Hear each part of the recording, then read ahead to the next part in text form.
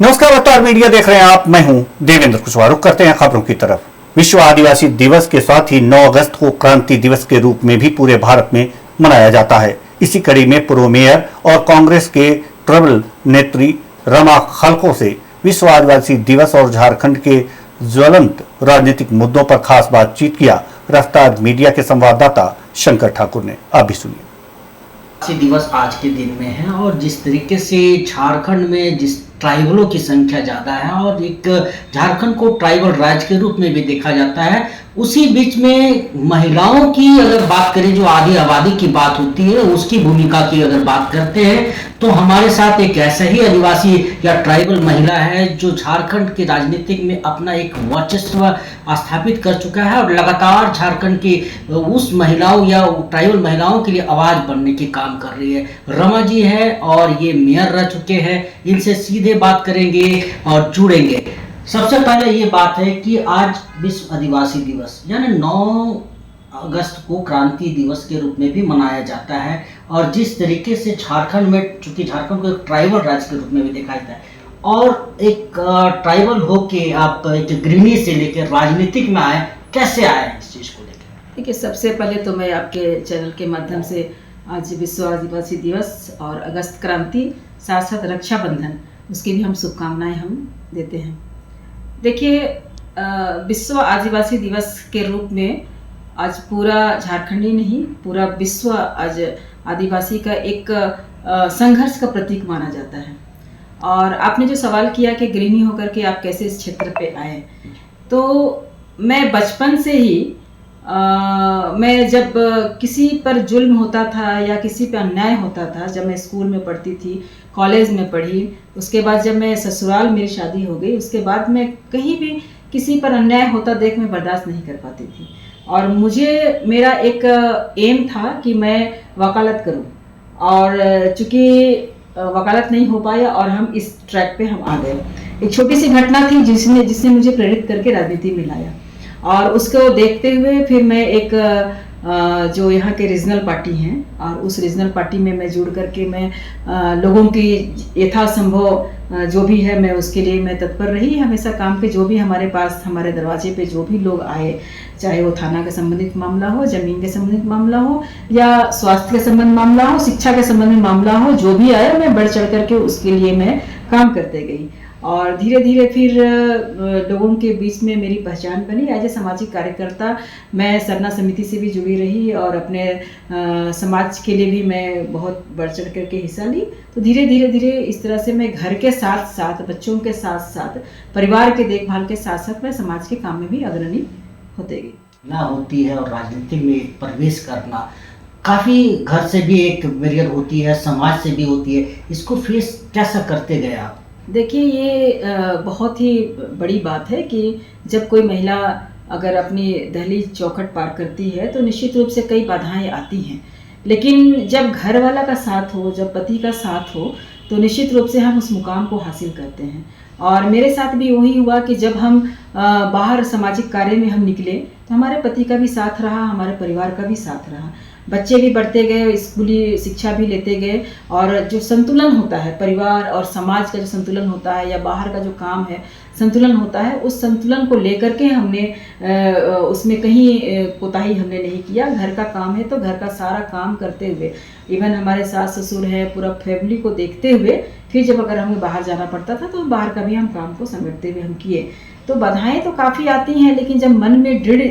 इच्छा होती है और मन में कुछ कर जाने की जज्बा जब होती है और पूरी ईमानदारी के साथ अगर हम घर की चौखट हम पार करते हैं तो निश्चित रूप से ईश्वर वाला भी साथ देता है और घर वाला भी हमें साथ मिला, जिसके कारण आज हम आप लोगों के बीच में हैं। अच्छा, ये आप झारखंड में मेयर का पद भी संभाले, मेयर के लिए भी आप काम किए, कैसे देख रहे हैं राजधानी को विकास के रूप में? देखिए, जब बिहार और झारखंड राज्य अलग होने के बाद लगभग 24 वर्षों के बाद रांची नगर निगम का चुनाव हुआ और उस वक्त मुझे अति खुशी है कि मैं उस वक्त पहली महिला मेयर के रूप में स्थापित हुई। और जब उस पद पे बैठ कर के जब हमने देखा कि नगर निगम में सिर्फ साफ सफाई या मच्छर भगाने का या पानी की सुविधा या ये नहीं है, कई बुनियादी सुविधाओं को लेकर के हमें काम करना होता है। कई अर्बन इलाका में, चूंकि अर्बन पुअर के लिए हमें काम करना पड़ता है, कई ऐसे हमारे उस वक्त 55 वार्ड्स थे, और 55 वार्ड्स चूंकि राजधानी झारखंड की राजधानी रांची, उसको कैसे हम स्थापित करें, कैसे उसको हम एक पूरे देश में उसका नाम को हम अव्वल करें, क्योंकि इतने वर्षों के बाद चुनाव हुआ था, तो उसको हम कैसे हम देखते हैं स्वच्छ राजधानी, स्वच्छ रांची, साफ सफाई, मतलब एक भय मुक्त, हर तरह का उस चीज़ को, उस त्रिकोणीय चीज़ को देख करके हमको लाना था। तो मुझे लगता है कि 5 वर्ष के समय में, चूंकि नया नया था, और 5 वर्ष के समय में हमने कई बदलाव हमने किया। आप देखेंगे कि आज के दिन में हमारे समय में कई बड़े बड़े डूबा हुआ क्षेत्र, मैं नाम के साथ बताना चाहूँगी कि डूबा हुआ क्षेत्र लालपुर का जो क्षेत्र हुआ करता था, या फिर आपका गौस नगर का क्षेत्र था, इस्लाम नगर का क्षेत्र था, उस वक्त हमने बड़े बड़े नालों का हमने निर्माण किया। आप देखेंगे हिंदपीढ़ी में, आज भी आप जाके देखें, जब मैं चुनाव प्रचार में जाती थी तो मुझे बहुत दुख हुआ था कि वहाँ पर बांस के पुल से, एक शहर में रह करके बांस के पुल से बच्चे आना जाना स्कूल करते थे। मतलब वहाँ के जो शहरवासी थे वो सिर्फ बांस के पुल ही उनका आवागमन का साधन था, और अगर हम दूर से जाते तो उनको समय लगता था। मैं वहाँ के लोगों को वादा किया कि अगर मैं जीतती हूँ तो सर्वप्रथम मैं आपको वहाँ के जो बड़े नाला है मैं बना के दूंगी, और मैंने वो वादा पूरा भी किया और बड़ा नाला वहाँ बना भी।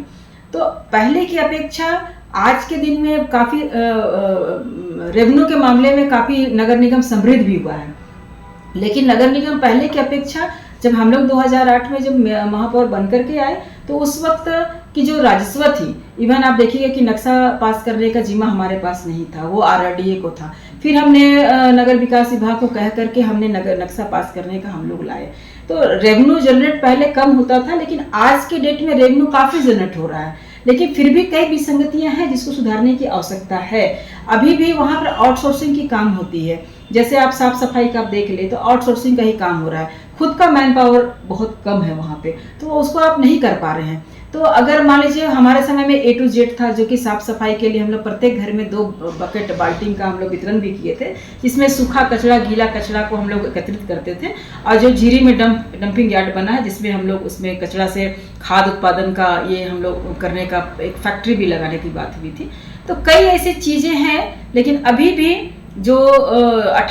2008 से लेकर के अभी का जो फासला नगर निगम किया है उसमें भी अभी डूबा क्षेत्र रहता है। काफ़ी रांची को संवारने की आवश्यकता है, साफ सफाई से लेकर फोगिंग से लेकर के नक्शा कैसे हमारा हो रहा है, जगह जमीन आपका बढ़ते जा रहा है, लोग अनऑथराइज अवैध रूप से घर बना रहे हैं, जिसका खामियाजा लोग आप देख रहे हैं कि डूबा क्षेत्र हो रहा है। कहीं कहीं पर कई महीने तक पानी का जल जमाव रहता है, जिससे मलेरिया मच्छर कई बीमारियां वहाँ पर हो जाती हैं। तो इन सब चीज़ों को एक व्यापक रूप से एक प्लानिंग के तहत हमको शहर बनाना पड़ेगा, क्योंकि रांची शहर अभी तक प्लानिंग पे नहीं बना था, लेकिन चूंकि अभी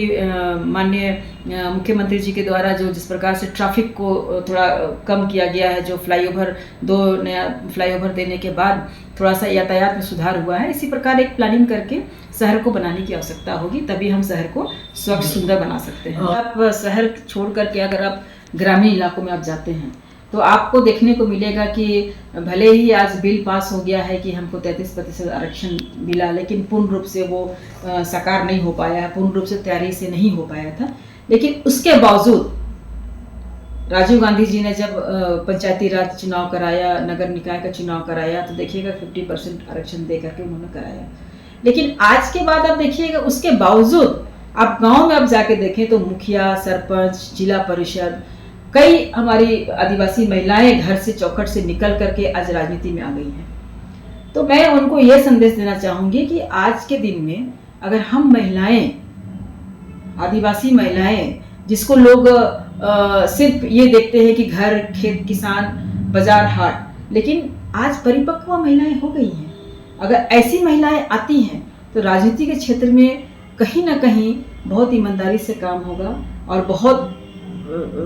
अच्छे स्तर से काम होगा, क्योंकि जो भ्रष्टाचार, करप्शन की हम बात करते हैं ना, महिलाओं में ये कम पाया जाता है। ग्रामीण में आप जाके देखिए, आज भी मुखिया के पास आप किसी के पास आप जाते हैं, या कोई जिला परिषद के पास आप जाते हैं, या कोई वार्ड सदस्य के पास आप जाते हैं, या शहर में आप आए तो कोई पार्षद के पास आप जाते हैं, तो आप देखिएगा कि कितनी गंभीरता से वो काम करती है, कितनी लगनता से वो काम करती है। तो राजनीति के क्षेत्र में अगर महिलाएं आएंगी तो मुझे लगता है कि देश के विकास के लिए कंधे से कंधे मिला करके हम लड़ सकते हैं। जो भी बजट है, जो भी प्लानिंग है, उसमें हम अब हमारी सहभागिता होगी तो अति उत्तम है, क्योंकि देश बिना